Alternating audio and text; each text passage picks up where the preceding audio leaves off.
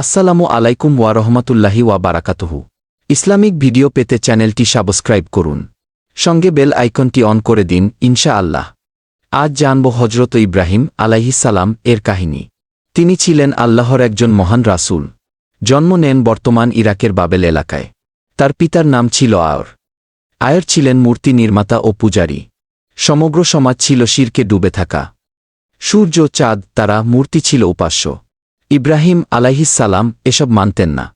তিনি চিন্তা করতেন প্রকৃত সৃষ্টিকর্তাকে। এক রাতে আকাশে চাঁদ দেখে বললেন, এটাই কি আমার রব? কিন্তু চাঁদ অদৃশ্য হলে বললেন, এ তো হারায়। এরপর সূর্য দেখে বললেন, এটাই কি আমার রব? সূর্য অস্ত যাওয়ার পর বললেন, না, এটিও নয় গি। আমি সেই মহান সত্তার দিকে মুখ ফিরালাম গি, যিনি আসমান ও জমিন সৃষ্টি করেছেন গি। তিনি ঈমান আনলেন একমাত্র আল্লাহর উপর। শিরক থেকে নিজেকে দূরে রাখলেন। তিনি শুরু করলেন দাওয়াত দেওয়া। পরিবার ও সমাজকে বললেন, আল্লাহর দিকে ফিরোগ। তার পিতা আয়র রেগে গিয়ে বলেন, ঘর ছাড়ো। সমাজের লোকেরা তাকে বোকা বলে উপহাস করে।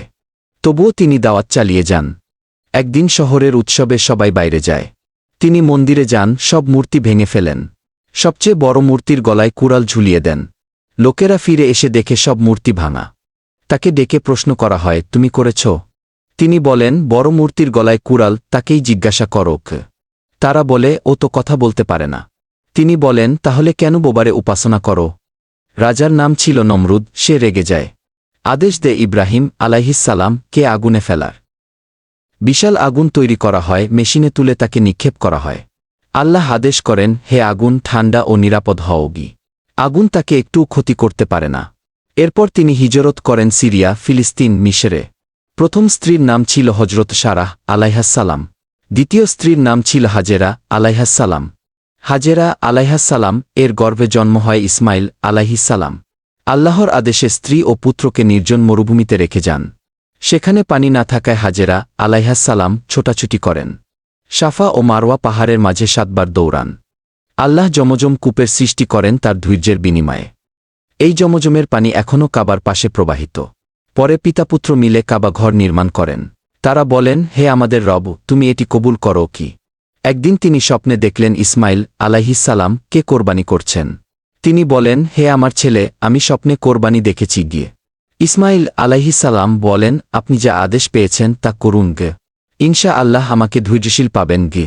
তিনি ছুরি নিয়ে পুত্রকে শুইয়ে দেন কোরবানির জন্য। আল্লাহ পুত্রকে রক্ষা করেন, জান্নাত থেকে একটি দুম্বা পাঠান।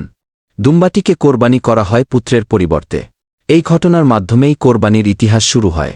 আজও মুসলমানরা ঈদুল আযহায় কোরবানি পালন করে। ইব্রাহিম আলাইহিস সালাম ছিলেন আল্লাহর খলিল, অর্থাৎ বন্ধু। তার জীবন ছিল ত্যাগ, ধৈর্য ও ঈমানের প্রতীক। তিনি একা হয়েও ছিলেন একটি উম্মত। তিনি ছিলেন তাওহীদের পথপ্রদর্শক ও কাবা নির্মাতা।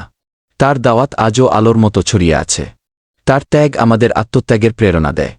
তার ধৈর্য আমাদের সবর শিখায়। তার ঈমান আমাদের ঈমান দি করে। তার পথই প্রকৃত মুসলিমের পথ। তার জীবন কেবল ইতিহাস নয়, এক অনন্ত শিক্ষা। আমরা যেন তার মতো তাওহীদের উপর অটল থাকতে পারি। আমরা যেন তার মতো ধৈর্য ধারণ করতে পারি। আমরা যেন পরীক্ষায় উত্তীর্ণ হতে পারি। যেমন আগুন তার কিছু করতে পারেনি, ঈমান তাকেই রক্ষা করেছে। আমরাও যেন ঈমানকে ঢাল বানিয়ে চলতে পারি।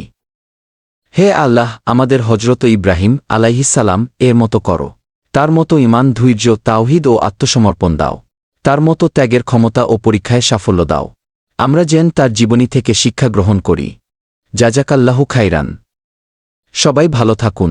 আল্লাহ আমাদের সবাইকে হিদায়াত দান করুন।